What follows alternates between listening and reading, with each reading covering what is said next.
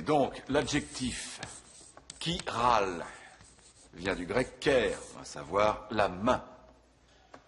Qu'est-ce que ça veut dire concrètement? Eh bien, tout comme votre main gauche et votre main droite sont les images miroirs l'une de l'autre, d'accord? Identiques mais non superposables. Le même cas de figure s'appliquera également à deux composés organiques, images miroirs sur le plan de la forme, et ce à tous les niveaux de la structure moléculaire, voyez-vous? Mais, s'ils ont l'air effectivement tout à fait semblables, ils peuvent ne pas toujours se comporter pareillement. Nos deux mains sont images l'une de l'autre dans un miroir. Par contre, elles ne sont pas superposables. Cette propriété s'appelle la chiralité et on dit que tout objet qui n'est pas superposable à son image dans le miroir est chiral et dans le cas contraire, on dit qu'il est achiral. Logiquement, des gants sont des objets chiraux, tout comme des pieds.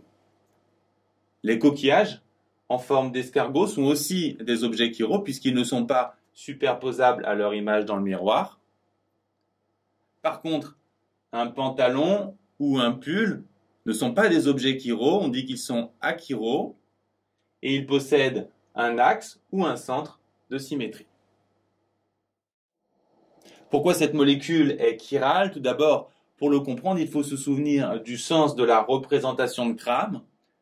Dans cette représentation, les traits pleins signifient que les liaisons sont dans le plan. Les traits triangulaires pleins signifient que la liaison est vers l'avant.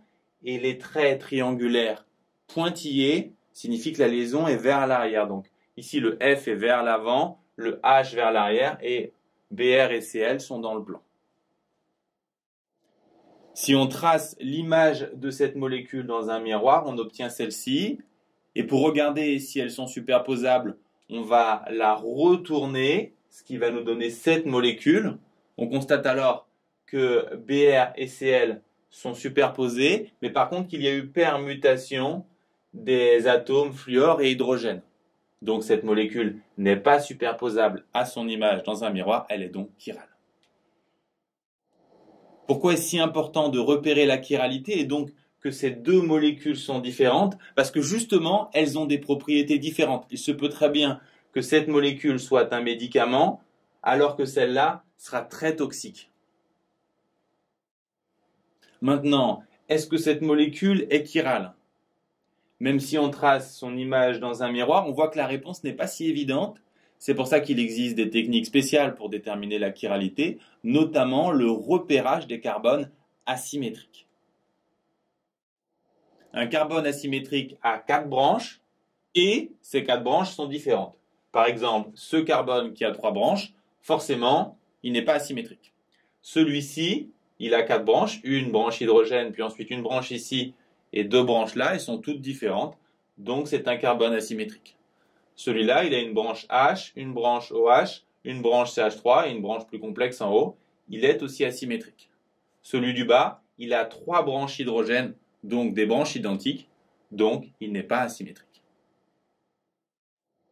Ce carbone a 4 branches, mais 2 branches hydrogène, donc 2 branches identiques, il n'est pas asymétrique.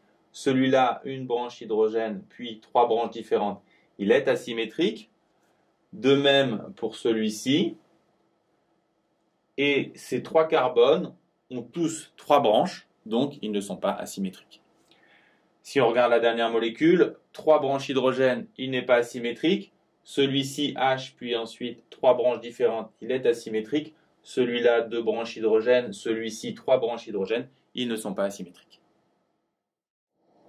Quel est l'intérêt pour la chiralité? Si une molécule a un seul carbone asymétrique, alors elle est forcément chirale, comme celle-ci. Par contre, si elle en a plusieurs, il faut regarder les choses de plus près. Donc celle-là, il faudrait les regarder de plus près. Est-ce que cette molécule qui a 2 carbones asymétriques est chirale? Pour le savoir, on va tracer son image dans un miroir et on doit s'apercevoir assez rapidement que les 2 molécules sont identiques. Il n'y a même pas besoin de les retourner pour le voir. On peut également remarquer qu'elle a un axe de symétrie, donc elle ne peut pas être chirale. Cette molécule est achirale. Qu'est-ce qu'on peut dire maintenant de cette molécule qui, elle aussi, a 2 carbones asymétriques? On va commencer par tracer son image dans un miroir. Et cette fois, la conclusion est moins évidente. Pour savoir si ces deux molécules sont superposables, on va retourner la molécule image. Ce qui fait que le CH3 va se retrouver de l'autre côté. Et les branches qui sont devant, par exemple la branche OH ici, va se retrouver derrière. Et si on compare maintenant l'image dans le miroir après retournement et la molécule de départ, on voit qu'elles ne sont pas identiques, elles ne sont pas superposables. Autrement dit, la molécule est chirale.